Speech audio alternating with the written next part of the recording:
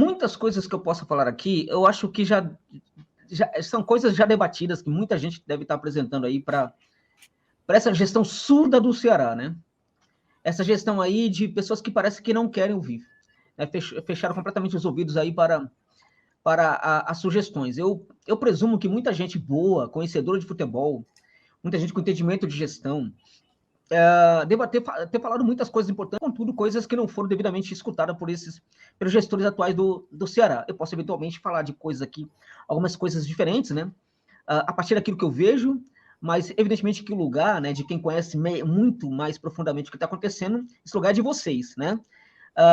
Eu posso também traçar algum panorama aqui, diante de situações parecidas que eu venho acompanhando ao longo da minha vida, não somente no futebol da América do Sul, mas também aqui do futebol brasileiro. Tem muita coisa errada, mas a primeira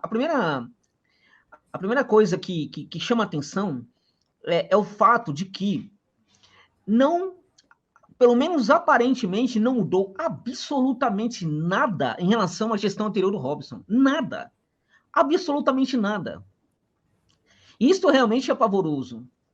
Porque a queda de um clube como o Ceará, né, para a Série B, depois do que o Ceará fez na Série A nos últimos anos, já deveria ser algo muito questionável, já deveria ser algo para gerar debates profundos no clube, né?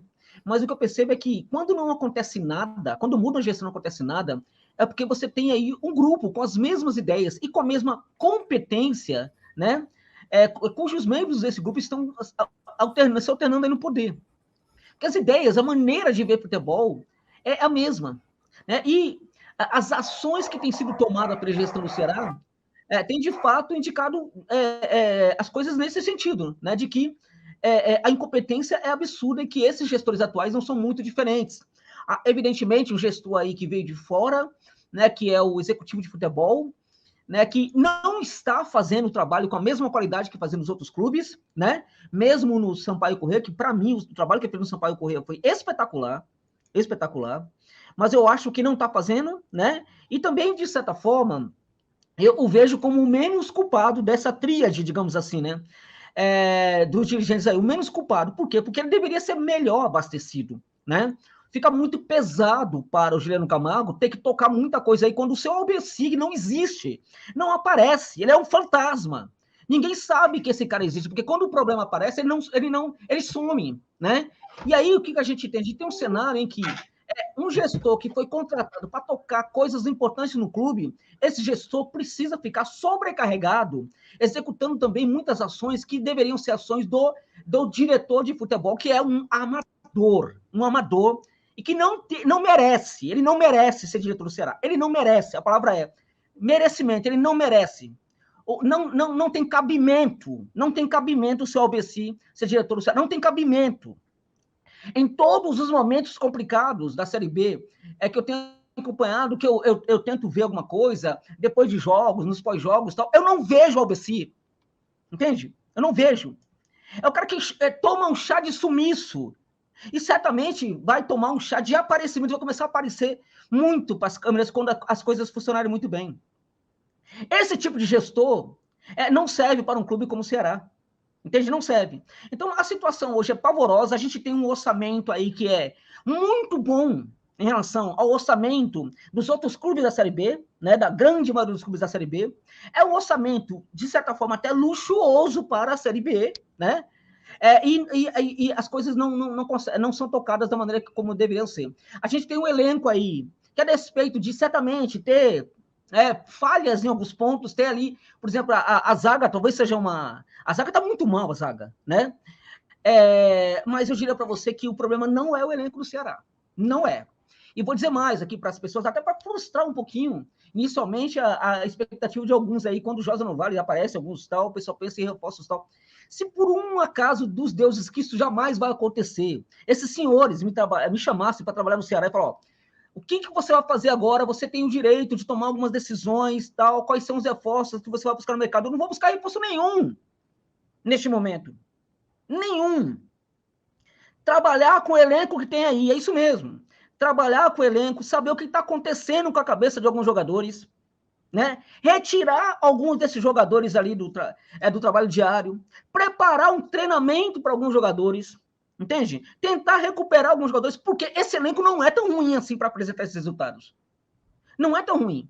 O problema é outro, né? O problema é que tem muita coisa ruim da gestão, muita ação da gestão que é horrorosa, que está respingando no trabalho, não somente dos jogadores em campo, mas também a despeito da absurda, gigantesca, profunda, né, interplanetária incompetência do seu Barroca, né, que é um incompetente de marca maior, e mais incompetente foi quem o contratou. Foi o demagogo que o buscou no mercado, foi o demagogo, ou os demagogos que foram buscar o Barroca no mercado, né?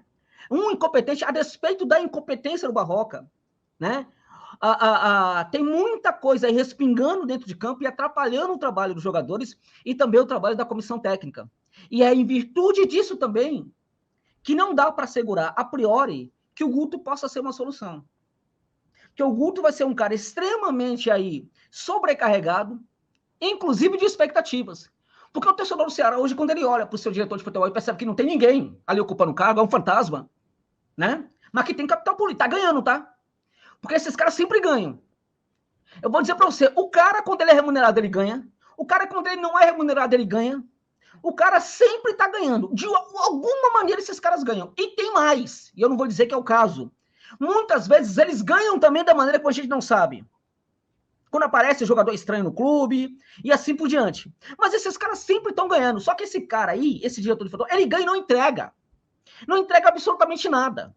E eu não estou nem tocando no presidente amador. Eu estou falando do diretor de futebol, que o presidente é outra palhaçada, né? Então, em virtude disso, a carga de expectativa jogada sobre o trabalho do Guto agora é enorme. E isso implica uma paciência muito grande aí dos torcedores para o trabalho do Guto, né? Que eu, se gestor fosse, não o buscaria no mercado, deixo claro, tá? Não estou aqui para fazer demagogia, tá? Mas uma vez que ele está no comando hoje da equipe, é muito importante que os torcedores o tentem apoiar, né? O tente apoiar, calibre as suas expectativas, que mesmo com apoio, mesmo com a competência dele, porque ele é técnico, o Barroca é amador, o Guto, você pode falar o que for do Guto, mas o Guto é técnico de futebol. O Barroca é um aprendiz. É um cara que quando fala, ele abre a boca para falar, aí em podcast e tal, você fica encantado. Olha, esse cara entende muito de futebol. Manda ele treinar, manda ele preparar a equipe. As ideias que ele entende, o que tal, manda ele treinar os jogadores e manda os jogadores executarem isso dentro de campo. Aí você vai ver como ele amador ele é, como aprendiz ele é. Um aprendiz que acha que é técnico, mas não é técnico. E o Guto Ferreira, a despeito de quaisquer coisas que podemos falar dele, ele é um técnico com uma competência comprovada pelo menos no Ceará. Eu não buscaria por outras questões, né?